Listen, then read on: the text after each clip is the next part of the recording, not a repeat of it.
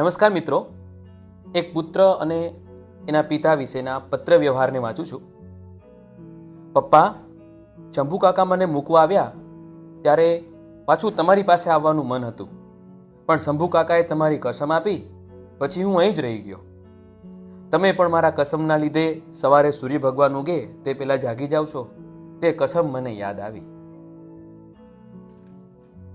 પપ્પા લખે છે, નીરવ બેટા, તને ત્યાં ગમશે કે કેમ તે અઢવમાં પહેલેથી જ તો હતો, પણ આ શંભુ કાકા છે ને.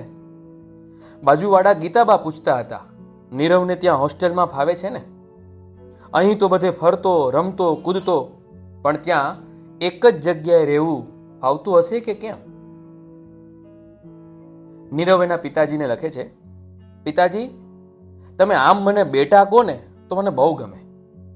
મારી ચિંતા કરતા નહીં. અને હા, આ હોસ્ટેલ નથી, ગુરુકુળ છે. મને અહીં બહુ ફાવે છે.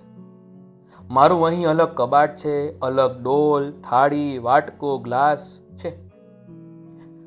બધા પર નીરવ લખ્યું છે. એક સરસ ગુરુજી છે, બસ ગીતાબા નથી.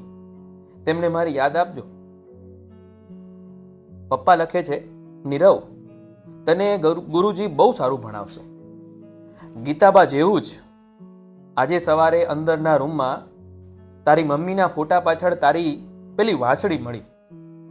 વેકેશનમાં આવે ત્યારે લઈ જજે અને ત્યાં વગાડજે, બધાને બહુ ગમશે. અહીં હવે લાઈટો ગઈ છે એટલે આ દીવાના પ્રકાશે આટલું જ લખું છું. તારા પપ્પા. નીરવ પત્ર લખે છે, પિતાજી, અહીંના ગુરુજીએ કહ્યું છે પપ્પા નહીં પિતાજી કહેવાય. આપણા ઘરે લાઈટ જતી હોય તો ઇન્વર્ટર લઈ લો. એ બાને રાત્રે ગીતાબા પોતાનું વાંચવાનું નિયમિત રાખશે. અહીં એક હૃદયભાઈ છે, તે પણ બહુ સારી વાંસળી વગાડે છે. ગુરુજી કહે છે કે વાંસળી વગાડે ત્યારે બસ એને જ સાંભળવાનું મન થાય. કાલે રાત્રે તો ગુરુકુળમાં બધા શિષ્યોએ જમવાનું બનાવ્યું હતું. એમાં પણ તમારી પ્રિય કઢી તો બહુ જ સરસ બની હતી. તમને યાદ કરીને મેં બહુ પીધી. તમારો નીરવ.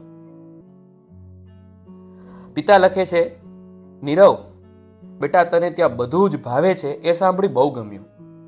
ઇન્વર્ટરની જરૂર પડે તેમ નથી. રાત્રે તો આમે એકલા ફળીએ ખાટલામાં ઊંઘ સરસ આવે છે, પણ ઊંઘતા પહેલા તારા ગીતો બહુ જ યાદ આવે છે. અને એમાંય પેલું આકાશમાં પગલા કોને માંડ્યા વાળું ગીત તો મને આખું યાદ છે. મેં આજે કઢી બનાવી હતી, સરસ બની હતી એવું ગીતાબા કહેતા હતા. ગીતાબા તારા માટે બહુ વાર્તાઓ સાચવી રાખે છે. દરરોજ એક એક વાર્તા પેલા બાજુમાં રહેતા નાના કિશનને કે.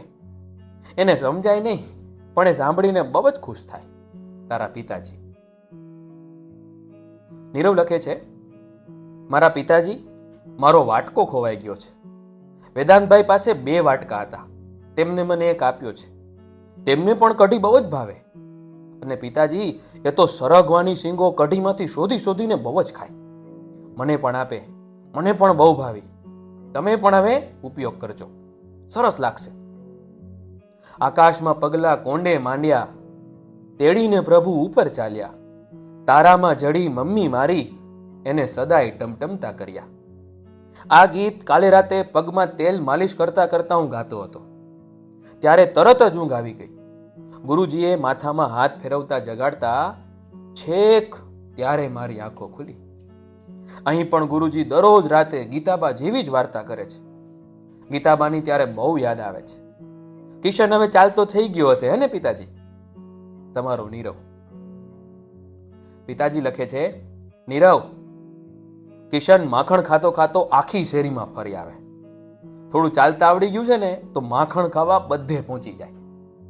સરગવાનું વૃક્ષ તો ગીતાબાના ફળિયામાં જ છે. અને અત્યારે તો ઉનાળામાં એની શીંગો એટલી બધી આવે છે. તો હવે તું વેકેશનમાં આવીશ ને ત્યારે આપણે કઢી બનાવીશું. તારી મમ્મી પણ કામ કરતા કરતા બહુ ગીત ગાતી. તું કિશન જેવડો હતો ત્યારનું એક ગીત તો મને બહુ જ ગમતું. માયા તે તારી નીરવ છવાઈ, ધન્ય કરી તે માખણ ખાઈ. દોડાવતો હસાવતો ને રડાવતો, દર્શન તારા એમાં થાય. કાલે ગીતાબા તારા માટે પ્રસાદ લઈને ફળિયામાં આવતા હતા ત્યારે તેના પગ લપસી ગયા અને બહુ ઉંમરના લીધે હવે તે ચાલી શકતા નથી. તો મેં કહ્યું, દરરોજની જેમ પ્રસાદ હવે તમે તમારા ઘરમાં જ રાખજો. નીરવ આવે ત્યારે બધી જ એક સાથે ખાઈ જશે. તો મને કહેતા કે નીરવ ખાય પછી જ તો તે પ્રસાદ બને છે. હવે બેઠા બેઠા પેલા કિશનને રમાડે છે અને તેને વાંસળી વગાડતા શીખવાડે છે. તારા પિતાજી. નીરવ લખે છે, પિતાજી, ગુરુકુળના એક નાટકમાં ગુરુજીએ મને કૃષ્ણ બનવા કહ્યું છે. કહેતા હતા, તારું મુખડું કૃષ્ણ જેવું લાગે છે. મોરપીંછ, પિતાંબર, કુંડળ પહેરાવી તૈયાર કરીને મને ખુરશી પર બેસાડીએ છે અને બધા માખણ ખવડાવે છે. અને મેં બહુ માખણ ખાધું. મેં પહેલી વાર ગુરુકુળમાં વાંસળી વગાડી. ગુરુજી કહેતા હતા, ખાધું તે પણ ધરાઈ ગયા અમે. પિતાજી, ગીતાબાની ચિંતા થાય છે. મને એક વખત ઘરે લઈ જાવ ને. હું તેમનો બધો જ પ્રસાદ ખાઈ જઈશ. બસ. તમારો પુત્ર નીરવ.